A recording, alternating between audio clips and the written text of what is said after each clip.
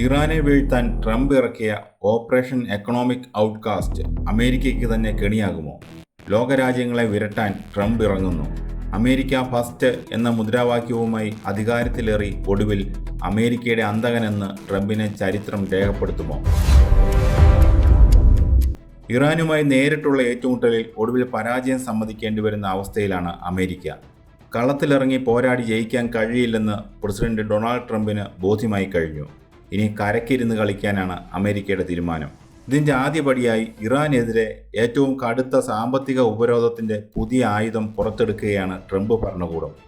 US treasury secretary Scott Bessent വാർത്താ സമ്മേളനത്തിലൂടെയാണ് പ്രഖ്യാപനം നടത്തിയിരിക്കുന്നത്. ഓപ്പറേഷൻ എക്കണോമിക് ഔട്ട്കാസ്റ്റ് എന്നാണ് ഈ പുതിയ ഉപരോധത്തിന് അമേരിക്ക നൽകിയിരിക്കുന്ന പേര്.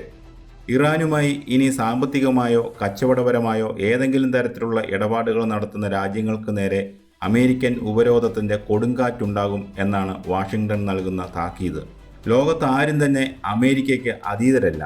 ഇറാനെ സാമ്പത്തികമായി സഹായിക്കുന്നവരോ അവരുമായി ബിസിനസ് ചെയ്യുന്നവരോ ആരായാലും ശരി, വരും ദിവസങ്ങളിൽ അവർ വലിയ വില കൊടുക്കേണ്ടി വരും എന്നാണ് സ്കോട്ട് ബെസന്റ് ഒരു ദാക്ഷിണ്യവുമില്ലാതെ വ്യക്തമാക്കിയിരിക്കുന്നത്.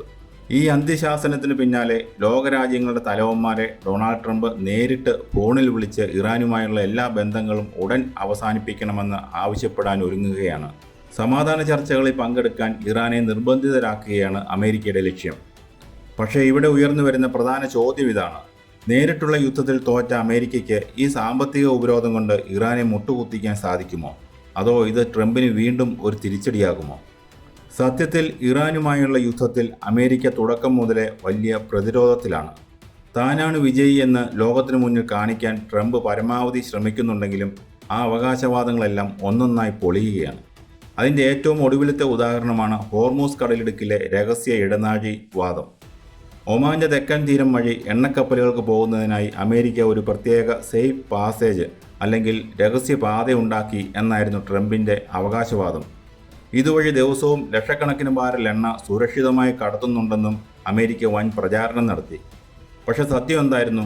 അന്താരാഷ്ട്ര മാധ്യമങ്ങളും ആഗോള കപ്പൽ ട്രാക്കിംഗ് വിവരങ്ങളും പുറത്തുവിട്ട കണക്കുകൾ അമേരിക്കയെ നാണം കെടുത്തുന്നതായിരുന്നു.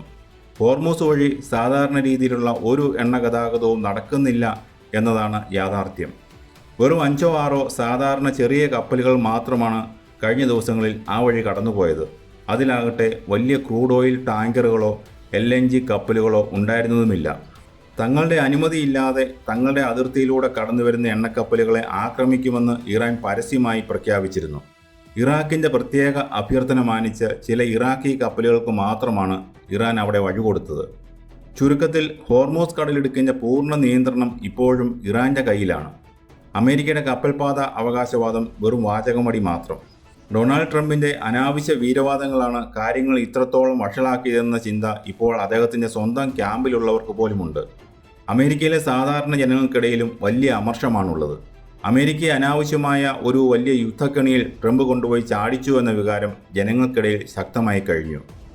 നേരിട്ടുള്ള സൈനിക യുദ്ധം ജയിക്കില്ലെന്ന് ഉറപ്പായതോടെയാണ് സാമ്പത്തികമായി ഇറാനെ തകർക്കുക എന്ന പ്ലാൻ ബിയിലേക്ക് ട്രംപ് മാറിയത്. അതിനാണ് ഈ പുതിയ ഓപ്പറേഷൻ എക്കണോമിക് ഔട്ട്കാസ്റ്റ്. ഇറാനിൽ നിന്നുള്ള എണ്ണ വിൽപ്പനയും ടെക്നോളജി, ഡിജിറ്റൽ ഇടപാടുകൾ, സ്വർണ്ണ വ്യാപാരം എന്നിവയും പൂർണ്ണമായി തടയുകയാണ് അമേരിക്കയുടെ ലക്ഷ്യം. പക്ഷേ ഇവിടെയാണ് അമേരിക്ക ശരിക്കും കുടുങ്ങാൻ പോകുന്നത്. സാമ്പത്തിക ഉപരോധം കൊണ്ട് മാത്രം ഇറാനെ പൂട്ടാൻ കഴിയും എന്നത് അമേരിക്കയുടെ വെറുമൊരു വ്യാമോഹം മാത്രമാണ്. കാരണം ഇറാൻ പതിറ്റാണ്ടുകളായി ഇത്തരം അമേരിക്കൻ ഉപരോധങ്ങളെ അതിജീവിച്ച് പരിചയമുള്ള രാജ്യമാണ്. അതിനേക്കാളേറെ അന്താരാഷ്ട്ര രാഷ്ട്രീയത്തിൽ രൂപപ്പെടുന്ന പുതിയ ചേരിചേരലുകൾ അമേരിക്കയുടെ ഉറക്കം കെടുത്തുന്നതാണ്. പശ്ചിമേഷ്യയിൽ അമേരിക്ക വർഷങ്ങളായി അനുഭവിച്ചു പോകുന്ന സർവാധിപത്യം അവസാനിക്കാൻ പോവുകയാണോ? അങ്ങനെയൊരു സംശയം ഇപ്പോൾ അന്താരാഷ്ട്ര വിദഗ്ധർക്കിടയിൽ ബലപ്പെടുകയാണ്. അതിൻ്റെ പ്രധാന കാരണം പുറത്തുവരുന്ന ഒരു പുതിയ വാർത്തയാണ്. സൗദി അറേബ്യ, തുർക്കി, പാകിസ്ഥാൻ എന്നീ രാജ്യങ്ങൾ ചേർന്ന് രൂപീകരിച്ച നിർണായകമായ മക്ക കരാറിലേക്ക് ഇറാനെയും ക്ഷണിച്ചു എന്നാണ് അറിയുന്നത്. ഈജിപ്തും ബംഗ്ലാദേശും ഈ സഖ്യത്തിലേക്ക് വളരെ പ്രതീക്ഷയോടെയാണ് ഉറ്റുനോക്കുന്നത്. ഒന്ന് ആലോചിച്ച് നോക്കൂ. പശ്ചിമേഷ്യയിലെ ഏറ്റവും പ്രധാനപ്പെട്ട സൈനിക സാമ്പത്തിക ശക്തികളായ സൗദി അറേബ്യയും ഇറാനും തുർക്കിയും പാകിസ്ഥാനുമെല്ലാം ഒരു കുടക്കീഴിൽ അണിനിരന്നാൽ എന്തായിരിക്കും സംഭവിക്കുക?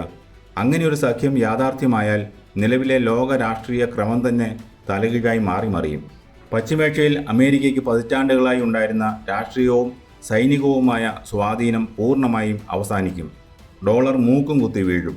എണ്ണ വ്യാപാരത്തിൽ ഡോളറിന് പകരം പ്രാദേശിക കറൻസികൾ ഉപയോഗിക്കാൻ ഈ സഖ്യം തീരുമാനിച്ചാൽ അത് US സാമ്പത്തിക വ്യവസ്ഥയ്ക്ക് കനത്ത പ്രഹരമാകും. പെട്ടിയും കിടക്കയും എടുത്ത് പശ്ചിമേഷ്യയിൽ നിന്ന് അമേരിക്കയ്ക്ക് തിരികെ പോകേണ്ടി വരും. ചുരുക്കത്തിൽ ഇറാനെ തറപറ്റിക്കാനും ഒറ്റപ്പെടുത്താനും ഇറങ്ങിത്തിരിച്ച ഡൊണാൾഡ് ട്രംപിന് സ്വന്തം കാൽക്കീഴിലെ മണ്ണ് നഷ്ടപ്പെടുന്ന അവസ്ഥയാണുള്ളത്. ഇറാനുമായി ഇടപാട് നടത്തുന്ന ചൈനയോ ഇന്ത്യയോ ഉൾപ്പെടെയുള്ള വൻകിട രാജ്യങ്ങളെ ഉപരോധിക്കുമെന്ന് അമേരിക്ക ഭീഷണിപ്പെടുത്തുന്നുണ്ടെങ്കിലും അത് പ്രായോഗികമായി അമേരിക്കയ്ക്ക് തന്നെ തിരിച്ചടിയാകാൻ സാധ്യതയേറെയാണ്. കരയ്ക്കിരുന്നുള്ള ഈ ഉപരോധ യുദ്ധം ട്രംപിനെ രക്ഷിക്കുമോ? അതോ അമേരിക്കയെ ലോകരാഷ്ട്രങ്ങൾക്ക് മുന്നിൽ കൂടുതൽ ഒറ്റപ്പെടുത്തുമോ? പശ്ചിമേഷ്യൻ മണ്ണിൽ നിന്ന് അമേരിക്ക തുരത്തപ്പെടുന്നതിന് തുടക്കമാണോ ഇത്? അമേരിക്ക ഫസ്റ്റ് എന്ന് പറഞ്ഞ അധികാരത്തിലേറിയ ട്രംപ് ഒടുവിൽ അമേരിക്കയുടെ അന്തകനായി മാറുമോ?